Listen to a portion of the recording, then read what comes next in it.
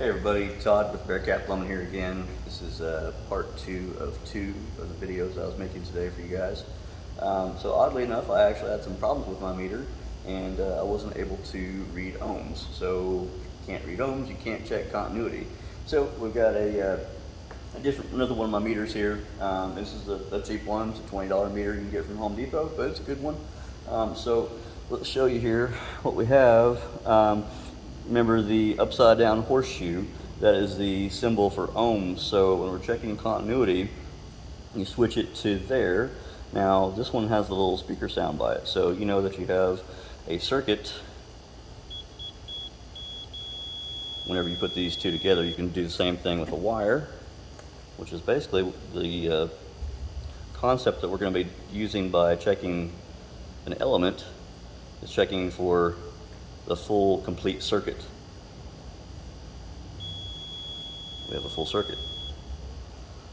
So the very first thing you do whenever you're diagnosing an electric water heater is check the power coming into the water heater to be sure that we have adequate power. So if you remember from the first video, the volt, where we are, okay, the volt with the solid line, the dots underneath, this is direct current, DC.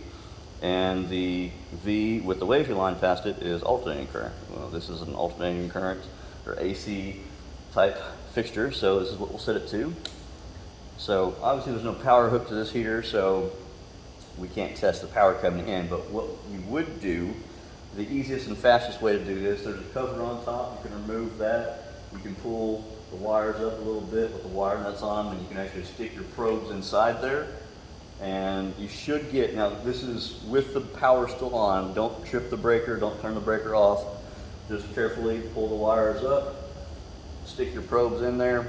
You should see close to 240 volts.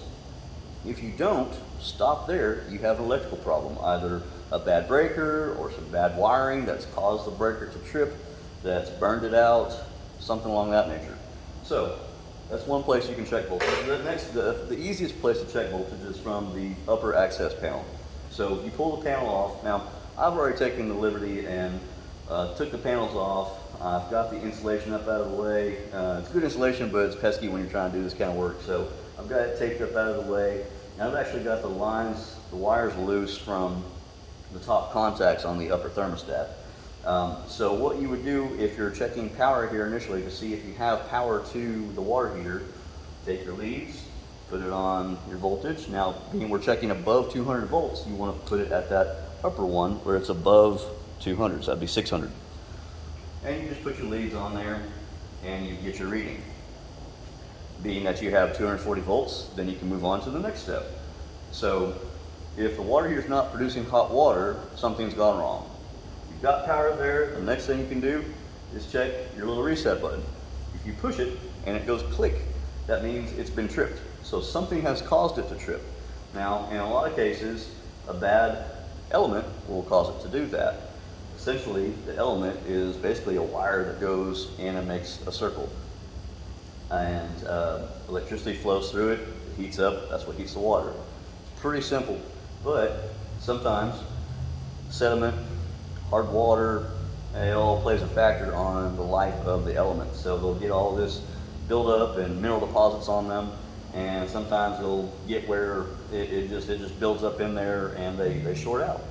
And once they short out, then power can't flow through it. So there's a break in the circuit basically.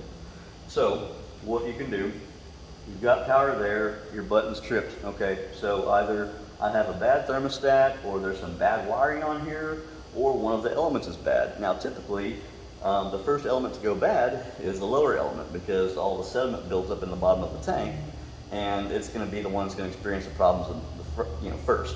So what we do, now I'm going to do the upper element since I'm standing up here. So to check the element, you've got power here, you've got power here.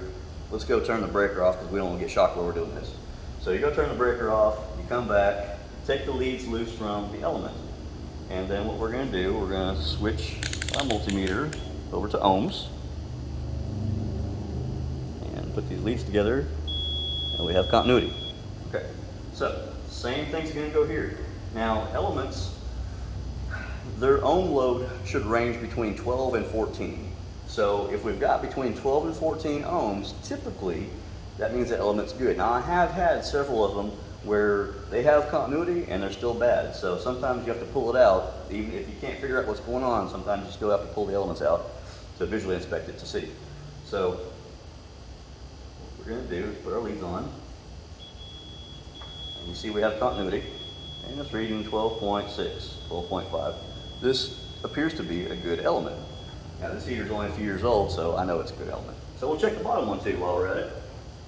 Now, mind you, the power's off, the wires are disconnected. You have to disconnect the wires going to the elements, otherwise you won't be able to get a good reading because we're just checking continuity of the element. So we have to eliminate everything from that.